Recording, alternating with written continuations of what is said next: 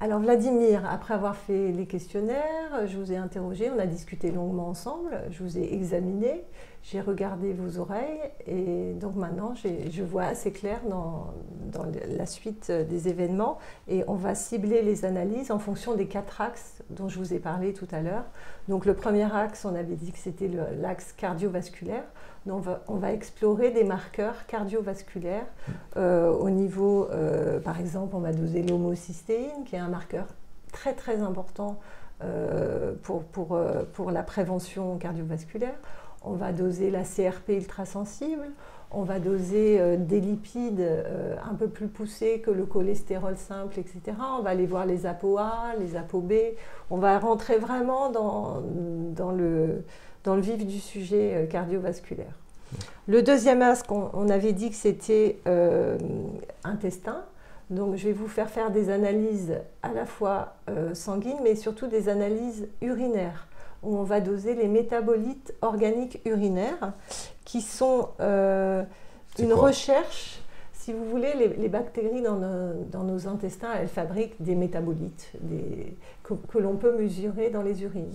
Donc, par exemple, s'il y a trop de candidats, on va rechercher les métabolites fabriqués par le candidat dans les urines. Et on va pouvoir savoir comme ça s'il y en a trop, s'il n'y en a pas assez, quelle est la flore la plus importante, est-ce qu'il y a une flore de putréfaction, une flore de fermentation. On va voir un petit peu si votre microbiote est équilibré comme ça.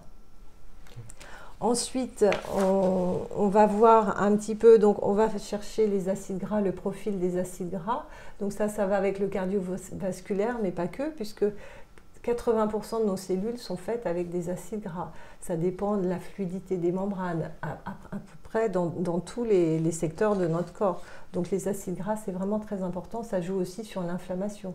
On sait qu'il faut avoir un bon statut d'acide gras oméga 3, par exemple, pour équilibrer l'inflammation du corps. Il joue un rôle très important, oméga 3, oméga 6.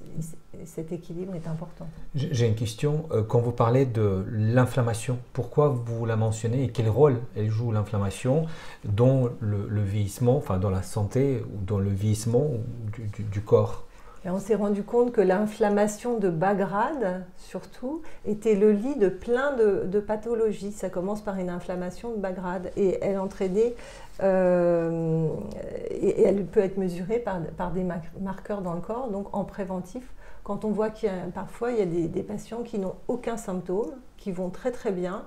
Et quand on fait des analyses vraiment basiques, on retrouve la CRP ultrasensible élevée. Et c'est là où on va commencer à explorer un petit peu plus loin pour prévenir à ce moment-là, voir s'il n'y a pas un terrain dysimmunitaire, un terrain de diabète, un terrain de cancer. Vous voyez, on va chercher tout ça. C'est un petit indice qui nous dit « Oh là, il y a une inflammation de bas grade », on va quand même chercher plus loin pour voir s'il n'y a pas une maladie qui pourrait se développer dans l'avenir. Mais ça, dans la médecine traditionnelle, moi, je n'ai jamais vu cette démarche-là. Parce que normalement, quand on vient voir un médecin généraliste traditionnel, on ne va pas peut-être si loin. Parce que comme moi, je vais plutôt bien, j'ai l'impression en tout cas. Aujourd'hui, je viens vous voir en préventif. Oui, ben, il ne va pas doser la CRP ultrasensible. Il peut doser éventuellement la CRP, la vitesse de sédimentation, mais la CRP ultrasensible, c'est vraiment un facteur beaucoup plus précis et beaucoup plus prédictif que la CRP simple. C'est intéressant, vous venez me dire, vous allez mesurer la CRP ultrasensible. Quel est le sens de mesurer ce paramètre-là ? Quel est le but de mesurer ce paramètre-là? Le but, c'est de voir s'il n'y a pas une inflammation dite de bas grade, on appelle ça, c'est-à-dire une inflammation latente, une inflammation sournoise. Votre corps est en état inflammatoire sous-jacent, sans que ça parle forcément par des symptômes ouverts pour l'instant. C'est vraiment le stade avant l'arrivée des symptômes. Bon, parfois, ça peut être aussi, il peut y avoir déjà des symptômes, mais quand il y a une CRP ultrasensible sans rien, sans particularité au niveau de la santé, on va aller chercher plus loin. C'est vraiment un indice de recherche très important.